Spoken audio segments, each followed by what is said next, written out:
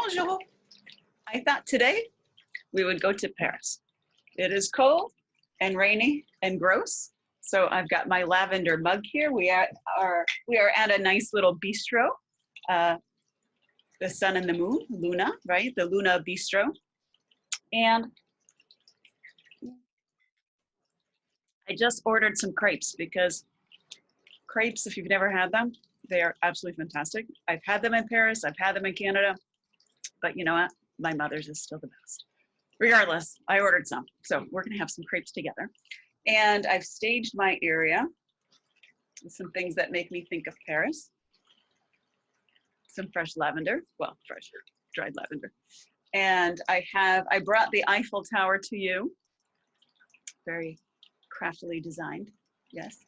And I always think of candles with Paris, just very romantic and beautiful.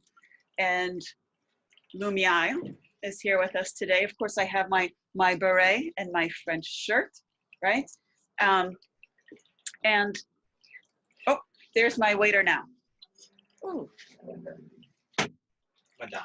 Ah, merci. They're so wonderful around here. So I've got, these are my crepes here, okay? And they smell really good. And of course they're doused with maple syrup. Just the real stuff, right? None of that fake maple syrup. I don't know why they even invented that. That's just insulting. Anyway, so I'm gonna take a bite and then I'll give you a bite, okay? Mm.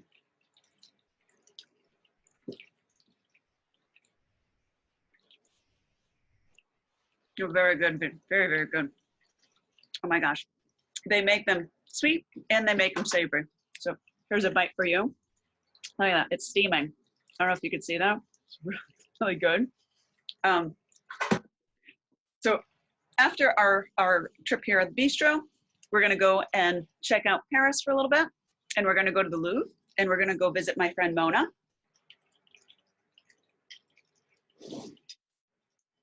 You can't go to Paris without seeing Mona. That would be just a shame. And then I encourage you to go shopping. One of the times that I went, I bought this necklace, an earring set in Paris. And every time I wear it, it brings me right back.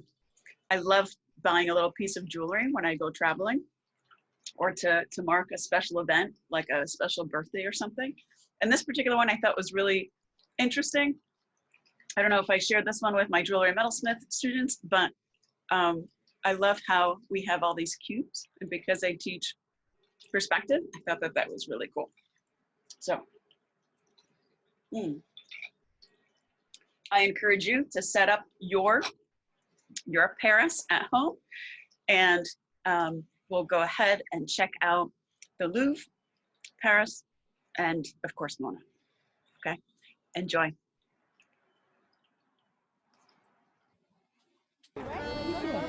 Welcome to Paris, the city of lights, the birthplace of the French baguette and Marie Antoinette. From the architecture and art to the Eiffel Tower itself, exploring Paris is like reading a historical romance novel. The Eiffel Tower was an ugly duckling when it was first built. The Parisians hated the sight of it, and it was meant to be a temporary art installation, and has gone on to blossom into the symbol of Paris itself.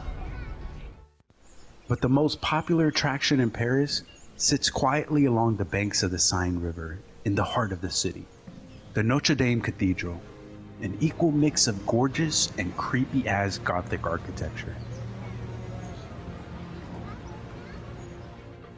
Dedicated to the Virgin Mary, the carvings on the facade share stories from the Bible, and the statues lining the top are of Mary's cousins.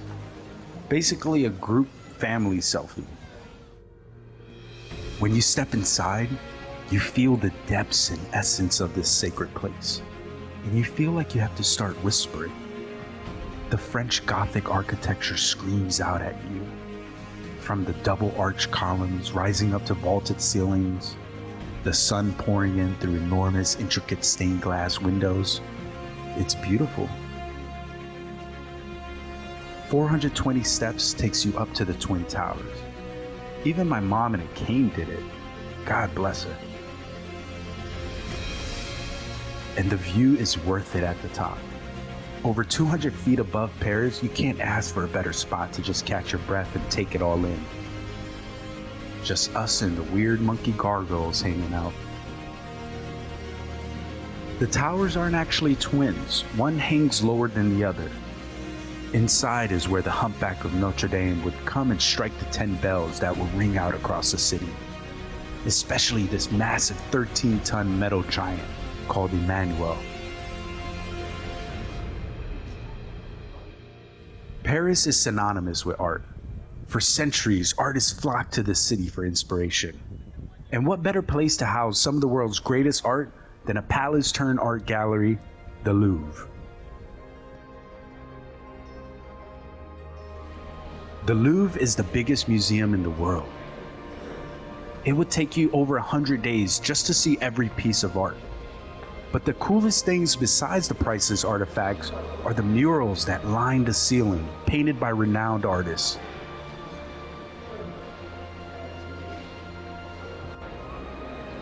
Ladies and gentlemen, the main event, the Mona Lisa. Leonardo da Vinci's most famous selfie is still going viral over 500 years later. Remember the French Revolution? Well, here's where it all went down. The Palace of the Royals, the Palace of Versailles.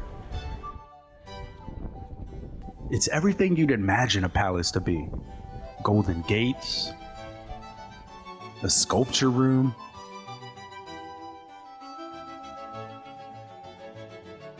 bedrooms draped in tacky curtains like in the king's bedroom. One of the most famous rooms is the Hall of Mirrors, and it's a hall that stretches 240 feet with huge mirrors along the walls. And on special occasions, 20,000 candles on the chandeliers were lit, and it would create this corridor of light. The Palace of Versailles estate stretches for miles, with precisely lined gardens, carved lakes and fountains, lots of fountains. And the Apollo fountain sits at the center of it all.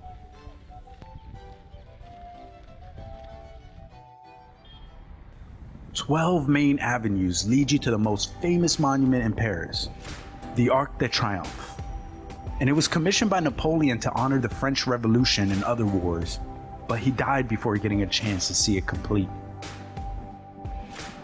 An eternal flame marks the tomb of the unknown, and every night at 6:30 the flame is rekindled. From up here you could see how the avenues radiate from the center of the arc, and the beauty of the sunset cast across Paris is the perfect postcard to this journey.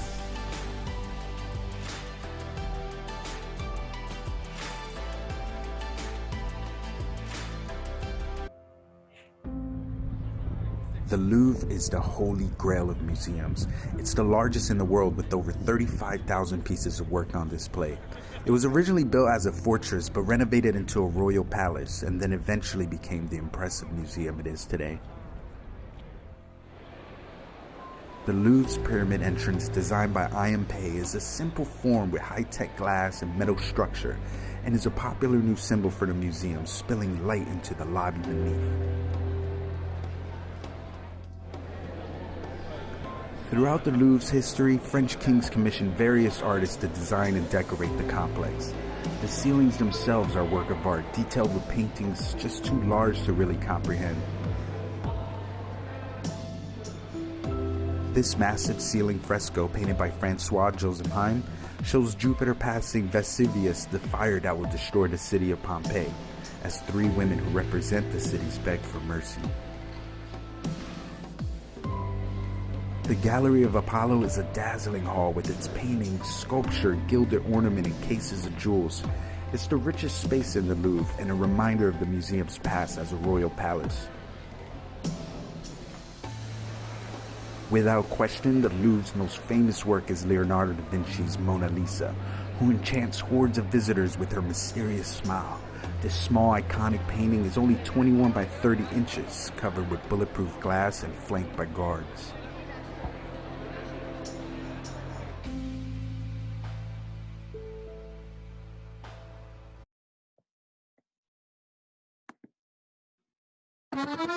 The Mona Lisa may be the most famous painting in the world. Housed in the Louvre Museum in Paris, behind bulletproof glass, it's better protected than some heads of state. But why?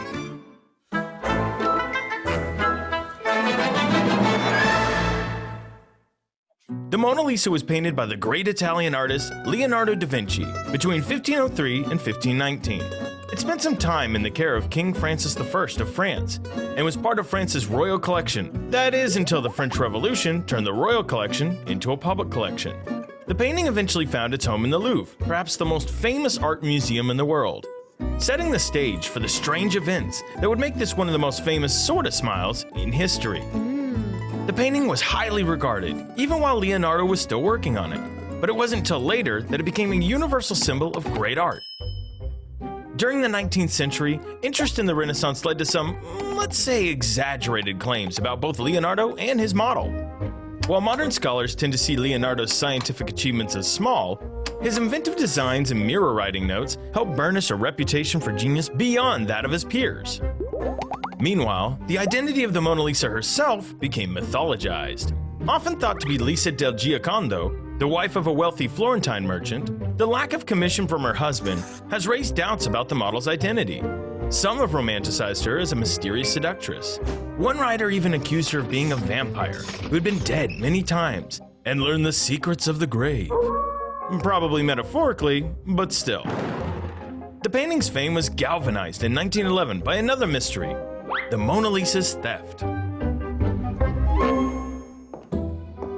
An employee of the Louvre, Vincenzo Peruggia, along with two accomplices, stole the painting, and for 2 years it was missing. The story was a sensation, provoking a feeling amongst the French people that the work was a national treasure that must be recovered.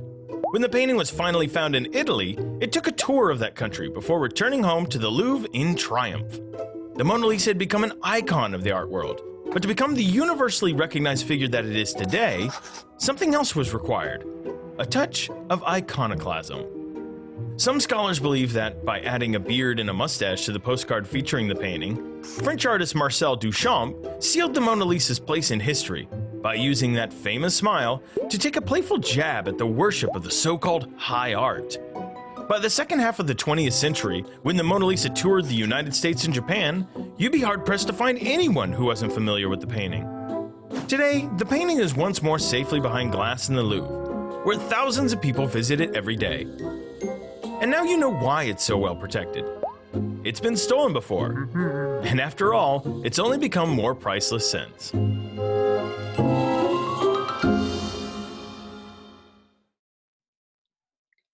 I hope you enjoyed our trip to Paris, and until our next adventure together, au revoir.